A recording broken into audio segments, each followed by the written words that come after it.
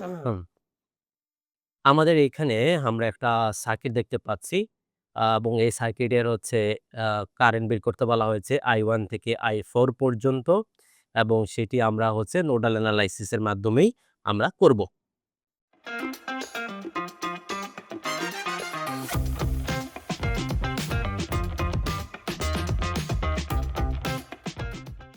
আমরা যদি এই সার্কিটের দিকে একটু খেয়াল করি, এখানে আমরা জানি যে নোডাল অ্যানালাইসিস যেটা, সেটা হচ্ছে আমরা কি বিভিন্ন নোডে আমরা হচ্ছে কেসিএল এপ্লাই করে থাকি। জাস্ট দিস, হ্যাঁ? কেসিএল এপ্লাই করে থাকি। এবং আমাদের আরো দেখতে হবে যে এখানে আসলে কোনোভাবে সুপার নোড ফর্ম হয়েছে কিনা, হ্যাঁ? যেহেতু আমাদের আ কোনো আ যেকোনো ২ টা নন রেফারেন্স নোডে যদি আমার আ যেকোনো ২ টা নন রেফারেন্স নোডের মধ্যে যদি ভোল্টেজ সোর্স থাকে তাহলেই কিন্তু একটি সুপার নোড তৈরি হয় বা ওই ২ টা নোডের মধ্যে আমার সুপার নোড কনসিডার করতে হয়। কিন্তু এখানে কিন্তু আমাদের কোনো ভোল্টেজ সোর্স নেই। সো এখানে আমাদের সুপার নোডের হিসাবটি আসছে না। হুম?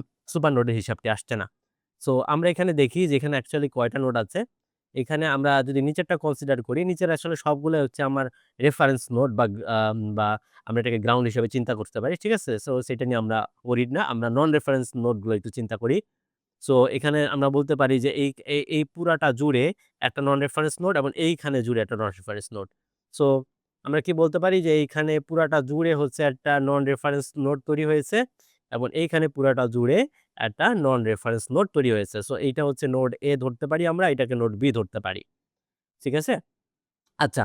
সো আমরা যদি নোড A তে আমরা ফার্স্ট অফ অল যদি আমরা নোড A তে আ এখন কেসিএল এপ্লাই করি তাহলে কি দেখতে পাচ্ছি?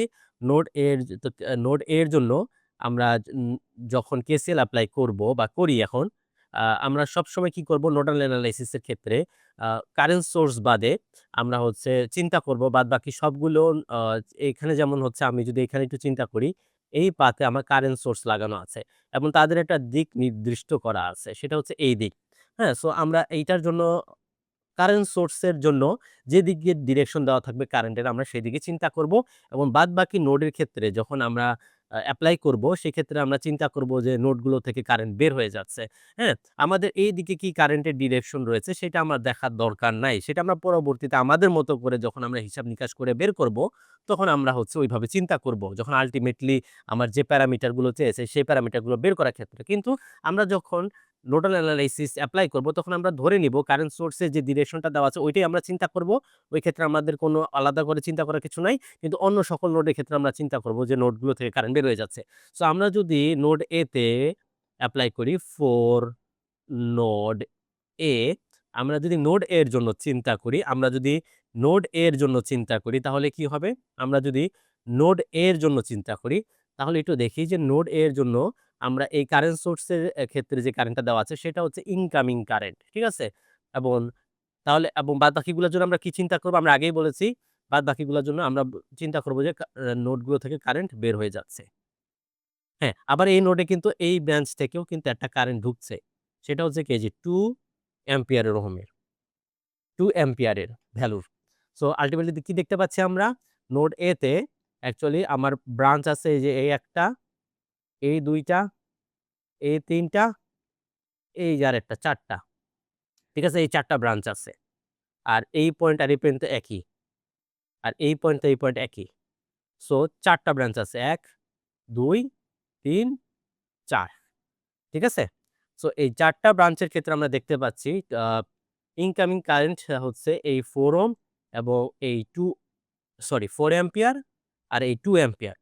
সো আর বাকিগুলোর জন্য আমরা আউটগোয়িং কারেন্ট চিন্তা করব। সো আমি যদি ইকুয়াল চিহ্নের এই পাশে ইনকামিং কারেন্টের জন্য চিন্তা করি তাহলে আসবে total incoming current is equal to total incoming current হচ্ছে 4 প্লাস 2 আর আউটগোয়িং কারেন্টের জন্য যদি এখন আমরা চিন্তা করি, হ্যাঁ? আউটগোয়িং কারেন্টের জন্য যদি আমরা এখন চিন্তা করি, তাহলে কি করব? আমরা ধরতেছি এখান থেকে একটা কারেন্ট বের হয়ে যাচ্ছে। সো বের হয়ে যাচ্ছে এই পয়েন্ট থেকে এই পয়েন্টে। সো A নোডের জন্য আমরা ভোল্টেজ অ্যাসাইন করছি VA ধরে নিচ্ছি এবং B নোডের জন্য আমরা যে ভোল্টেজ অ্যাসাইন করছি বা ধরে নিচ্ছি VB এবং রেফারেন্স নোড যেটা আছে যে এইখানে যে রেফারেন্স নোড সেটা আমরা ধরে নিচ্ছি 0 কারণ গ্রাউন্ডেড বা আমরা সবসময় রেফারেন্স নোডের ভোল্টেজটা 0 ই ধরে নিই। ঠিক আছে? সো তাহলে আমরা যেহেতু দেখছি যে এই ব্রাঞ্চ থেকে কারেন্ট বের হয়ে যাচ্ছে, তো বের হয়ে যাচ্ছে এই পয়েন্ট থেকে এই পয়েন্টে। তাহলে আমরা কি করব? এই পয়েন্ট এবং এই পয়েন্টের যে ভোল্টেজকে সেটাকে যদি আমরা ভাগ করি 5 ওহম দিয়ে, তাহলেই কিন্তু আমরা কারেন্টটা বের করতে পারব। কারণ আমরা জানি current is equal to voltage divided by resistance. ঠিক আছে? সো আমরা কি করতে পারছি? তাহলে এই ব্রাঞ্চের জন্য যে 5 ওহমের যে ব্রাঞ্চটা সেই ব্রাঞ্চের জন্য যদি আমি লিখি, তাহলে হচ্ছে কোথা থেকে কারেন্ট যাচ্ছে? A নোড থেকে, শেষ হচ্ছে কোথায়? রেফারেন্স নোডে। তাহলে VA স্টার্টিং কারেন্ট মাইনাস যেখান থেকে কারেন্ট ঢুকতেছে লাস্টলি রেফারেন্স নোডে। সো এটার রেফারেন্স নোডে ভোল্টেজ 0 ডিভাইডেড বাই এটার মধ্যে এই পয়েন্ট এবং এই পয়েন্টের মধ্যে রেজিস্ট্যান্স কত? 5। সো আমরা 5 লিখছি। প্লাস আরো একটা আছে আউটগোয়িং কারেন্ট, সেটা হচ্ছে VA-0 ডিভাইডেড বাই কত? 10। সো এটার জন্য কিন্তু আমাদের ইকুয়েশন লিখা হয়ে গেছে। সো আল্টিমেটলি আসতেছে কত? VA divided by 5 plus VA divided by 10 is equals to 6। Ultimately তাহলে এটাকে যদি আমি একটু আ মডিফাই করে লিখি তাহলে আসবে VA প্লাস VA এখানে হচ্ছে আল্টিমেটলি 10 যদি লসাগু হয় তাহলে এটা আসবে 2 প্লাস VA এবং এটা হচ্ছে 60। সো আমরা বলতে পারি 3VA is equals to 60। সুতরাং V এর ভ্যালু আসছে হচ্ছে আমার 20 ভোল্ট। এই হলো আমাদের নোড A এর জন্য যে চিন্তাভাবনা। সিমিলারলি যদি আমি নোড B এর জন্য চিন্তা করি ফর নোড B এর জন্য যদি আমি চিন্তা করি, হুম? নোড B এর জন্য যদি আমি চিন্তা করি তাহলে কি দাঁড়াচ্ছে? আমরা এগুলো একটু মুছে দেই। ওকে। এখন নোড B এর জন্য আমরা একটু চিন্তা করি। তাহলে এইটা হচ্ছে আমাদের ওভারঅল নোড B। এবং এখানে আমরা ভোল্টেজ অ্যাসাইন করেছিলাম VB। এবং এটা হচ্ছে আমাদের রেফারেন্স নোড এবং এখানে আমাদের ভোল্টেজ হচ্ছে 0। তাহলে আমরা দেখতে পাচ্ছি এইখান দিয়ে একটা কারেন্ট বের হয়ে যাচ্ছে কারেন্ট সোর্স অনুযায়ী এবং এখানে একটা ইনকামিং কারেন্ট হচ্ছে 5 অ্যাম্পিয়ার। আর বাদবাকিগুলা যে আমাদের ব্রাঞ্চ আছে এখানে আমরা ধরেই নিব যে কারেন্ট বের হয়ে যাচ্ছে। সো এই নোডের ক্ষেত্রে আমাদের কিন্তু ইনকামিং কারেন্ট একটাই। সেটা হচ্ছে কি? সেটি হচ্ছে 5 অ্যাম্পিয়ার। সো আমরা 5 লিখলাম। এরপরে বাদবাকি হচ্ছে 2 একটা আউটগোয়িং কারেন্ট রয়েছে এই কারেন্ট সোর্সের জন্য। আর বাদবাকি এই ২ টা ব্রাঞ্চ রয়েছে সেই ২ টা ব্রাঞ্চের জন্য আমাকে লিখতে হবে। তাহলে এটা আমরা লিখতে পারি কি? VB minus 0 so ultimately VB divided by 10। আবার চলে আসতেছে হচ্ছে এই ব্রাঞ্চের জন্য VB মাইনাস 0 তার মানে VB divided by 5।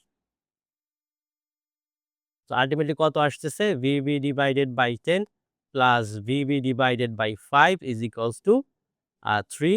So VB plus 2VB is equal to 30. So 3VB is equals to 30. Ultimately VB এর ভ্যালু রয়েছে 10 ভোল্ট। সো এখন আমাদেরকে I1, I2 এবং I3, 4 কারেন্ট বের করতে বলা হয়েছে। সো I1 যে কারেন্টটা সেটা হচ্ছে কি? আমার 5 ওহম এর মধ্য দিয়ে যাচ্ছে। So current is equals to কত? Voltage divided by resistance. Voltage কত? এই 5 ওহমের অ্যাক্রস এর ভোল্টেজ কত? এটা ছিল VA এবং এটা ছিল 0। So VA minus 0 so ultimately VA divided by 5। So ultimately কত আসতেছে? V এর ভ্যালু হচ্ছে 20 divided by 5 so 4 ampere. So আমার I1 এর ভ্যালু আসতেছে 4 অ্যাম্পিয়ার। সিমিলারলি I2 কত হবে? I2 হবে এই V2 V VA এই যে এটার আর এটার অ্যাক্রস এর voltage. So VA divided by 10। So ultimately 20 divided by 10 so ultimately 2 ampere চলে আসছে। সেটা হচ্ছে I2। I3 এর ভ্যালু কত? I3 হচ্ছে এই 10 ওহম এর মধ্য দিয়ে যাচ্ছে এবং তাদের অ্যাক্রস এর ভোল্টেজ হচ্ছে VB। So VB divided by 10 so ultimately 10 divided by 10 সমান, সমান 1 অ্যাম্পিয়ার। সো I3 এর ভ্যালু হচ্ছে 1 অ্যাম্পিয়ার। I4 এর ভ্যালু কত আসছে? I4 এর ভ্যালু হচ্ছে আমার হচ্ছে VB divided by 5 so 10 divided by 5 ultimately 2 ampere. এই তো।